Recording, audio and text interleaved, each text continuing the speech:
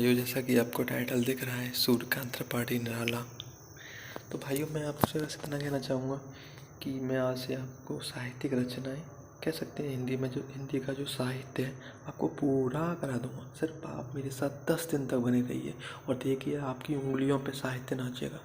हिंदी साहित्य आपकी उंगलियों पर नाचेगा। क्योंकि मैं मानता हूँ हिंदी के ज़्यादातर टीचर नहीं पढ़ाते और ना ही इस बच्चों को समझा पाते, क्योंकि भाई देखो, एक ही कवि की बहुत सारी रचनाएं तो उन्हें याद रख पाना भी बहुत कठिन काम है। लेकिन आपका भाई आपसे वादा करता है कि आपको जो ट्रिक दी जाएंगी आपके दैनिक जीवन से रिलेटेड दी जाएंगी और आपको क्लास में ही सब कुछ याद हो जाएगा। तो स्टार्ट करते हैं। सूर्यकांत त्रिपाठी निराला। भाइयों, ये शुक्ल युग और कह सकते हैं छायावादी युग के छायावादी युग में अपना एक महत्वपूर्ण स्थान रखते हैं। और हम जो भी ट्रिक बनाएंगे काल्पनिक होगी, लेकिन सारी रचनाओं से रिलेटेड ही होगी, उसमें कोई भी फालतू बात नहीं होगी। ठीक है, तो आप सिर्फ सुनते जाएं। सूर्यकांत त्रिपाठी निराला, ठीक है, इनकी पत्नी का नाम था अनामिका। ठीक है, जैसा कि आपको दिख रहा है अनामिका, है ना। तो देखो भाइयों, जो इनकी पत्नी थी ना, बहुत एक कह सकते हैं अप्सरा की तरह दिखती थी। उसका प्रभाव इन पर पड़ा और कह सकते हैं कि उसकी उपमा नहीं दी जा सकती। इनकी पत्नी थी ना, बहुत ही सुंदर थी, अप्सरा की तरह, जिसकी उपमा नहीं दी जा सकती। ठीक है, तो अपनी कहानी को आगे बढ़ाते हैं। देखो, ये है अनामिका। ये अप्सरा जैसी सुंदर थी जिसकी उपमा नहीं दी जा सकती। इसका प्रभाव सूर्यकांत त्रिपाठी निराला पर पड़ा। तो हो गया, इनका शादी वगैरह हो गया।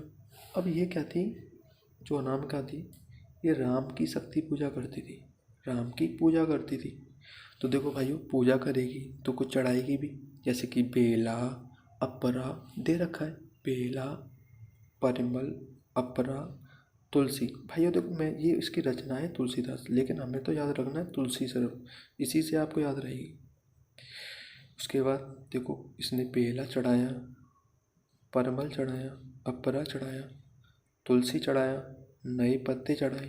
अब भाइयों देखो, चढ़ाने की सामग्री हुई पूरी। अब क्या करेगी, अर्चना करेगी, आराधना करेगी। जब अर्चना और आराधना कर लेगी तो भाइयों देखा होगा आपने, गीत गाएगी।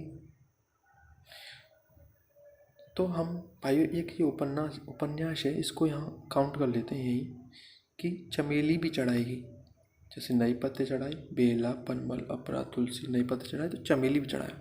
अब आपको इतना याद रखना है, जो इतने हमने बताए ये सारे काव्य संग्रह हैं और ये महत्वपूर्ण उपन्यास हैं। तो भाइयों एक बार दोबारा रिपीट कर देता हूँ। जो सूर्यकांत त्रिपाठी निराला थी ना, उनकी पत्नी का नाम था अनामिका। ये की पॉइंट है भाइयों। जो अनामिका थी अप्सरा की तरह दिखती थी, उसकी उपमा नहीं दी जा सकती, मतलब कह सकते हैं बहुत सुंदर थी, प्रभाववती थी, मतलब प्रभाव था उसका, उनका प्रभाव पड़ा सूर्यकांत त्रिपाठी निराला पर। तो शादी वगैरह हो गई। अब जो अनामिका थी ना, वो पूजा करती थी किसकी, राम की शक्ति पूजा। बेला चढ़ाती थी, परमल चढ़ाती थी, अपरा चढ़ाती थी, तुलसी चढ़ाती थी, नए पत्ते चढ़ाती थी, चमेली भी चढ़ाती थी। अब ये चढ़ा दिया, सामग्री चढ़ा दी। अब क्या करेगी, अर्चना करेगी, आराधना करेगी, बाद में गीत भी गाएगी। तो ये भाइयों सूर्यकांत त्रिपाठी निराला की सारी महत्वपूर्ण रचनाएं, उपन्यास मैंने आपको करा दिए हैं। आप बस की पॉइंट को याद रखें। ठीक है, राधे राधे भाइयों, धन्यवाद।